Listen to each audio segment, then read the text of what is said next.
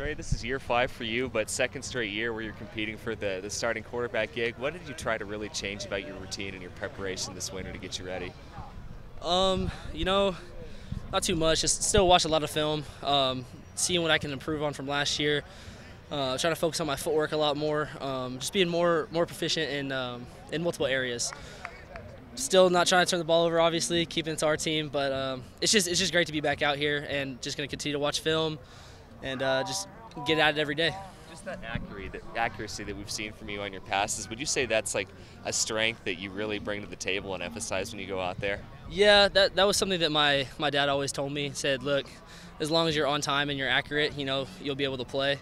Never been the fastest, never been the best athlete, but that's something that I've always tried to take pride in, is being on time and being on target and making sure that my guys can get the ball and get upfield as fast as they can. When Gage was granted that 6th year and was joining the ranks, what did you and Anthony discuss with each other just about how you wanted to approach the spring? I don't think that Anthony and I actually ever really talked about it too much with Gage being brought in. Gardner was brought in last year. He obviously didn't get to come in the springtime. He came in the summer. But nothing. It was just, just another guy to come in and compete with. It's going to be fun. Wish he was healthy. Wish he could out here for the spring so he could toss it around a little bit. But, I just got to take advantage of every rep that I can get, and Gordo's going to do the same thing, and we're going to compete in the spring and then throughout the summer and into the fall. One of the things that Gardner mentioned in December, depending on who wins the job, he thinks it might be who endears himself to the team the most, who's the most vocal QB. Is that something you're trying to work on, being more vocal on the field? And it's obviously easier said than done. What's the best way to go about doing that? Yeah, losing Gardner and Hunter Dale, Peyton Pallor, Dillard, those are, great football players, but also great leaders in the weight room, in the locker room. Everything they did, when they stepped in, you noticed. And some of the younger guys and then some of the seniors who didn't have, starting roles last year need to step up, and that's, me as one of them. So just trying to, rally the guys, still be myself though, not trying to do too much, say something when something needs to be said and just try to get everyone going as early as we can. Is it easier to do that when you're in pads, when the intensity kind of picks up a little bit? I think that starts as soon as we get back from winter break. The Alamo Bowl ends, we go on break, we come back, and we start workouts right away. So that needs to get jump started as soon as we come back, and that's kind of like what we tried to do. I know Jihad is kind of stepping into that leadership role on defense, and some guys that haven't been as vocal have been stepping up, and I think that it's been better, and we need to continue to get better at that.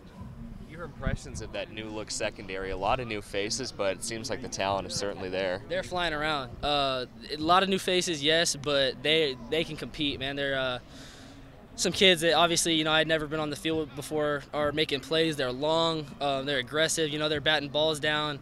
Unfortunately, I've thrown it to them a couple times, which obviously I'm trying to not do that. But no, they're really good players, and I'm excited to watch them grow and become better players. There's 4 returners on the offensive line, but you need a new left tackle. Liam was rotating in there today. Just have you seen him really grow and become even more of a leader already? Yeah, he was a leader last year too. Honestly, since we've come in here, he's been great. He's another guy that when he walks in, you know he's there. He's loud, but in a good way, and he's a great leader. But having 4 guys back on the offensive line is incredible, and we're deep. Noah Myers had to sit out last year because of his shoulder. He's back. We got a lot of young good guys too, so I'm excited to see them play. What's it like throwing to such a huge arsenal of wide receivers, and do you think it improves your play?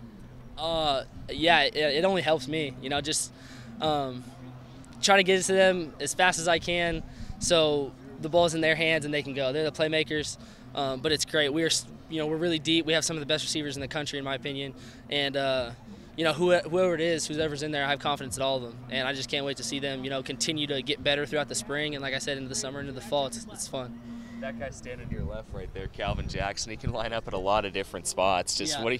What do you think he might do for an encore this fall in year 2? Well, he got in, I shouldn't say a little late, but he was in the mix early, still competing even into the season. And he's going to be a stud. He's always going 100 miles per hour. He has great hands, runs great routes. And I can't wait to see what he does come fall, because I know that he's a really special player, and he's only going to get better.